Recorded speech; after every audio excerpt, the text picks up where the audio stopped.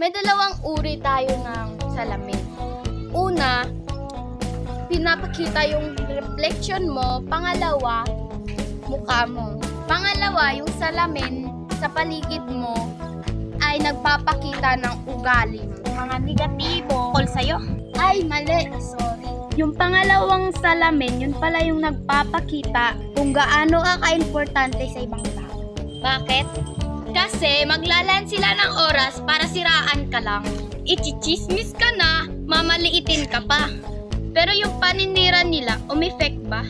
Alam mo, sa madaling salita, yung pangalawang salamin, yun yung nagpapakita kung gaano sila kainggit sa'yo.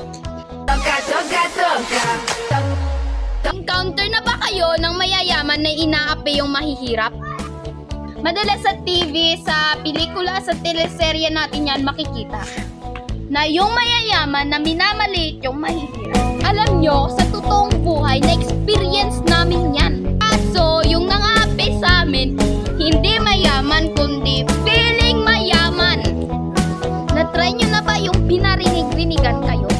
Okay lang sana yung pinaparinig-rinig nila sa amin, may helicopter na kami. Pero yung pinarinigan ka o pinainggit ka, mga bagay na meron ka naman, natitikman mo naman, at napupuntahan mo naman. Di ako may aapektuhan or maiinggit sa mga ganyan. Iinggit lang ako sa kanila pag gold na yung bobong ng bahay nila.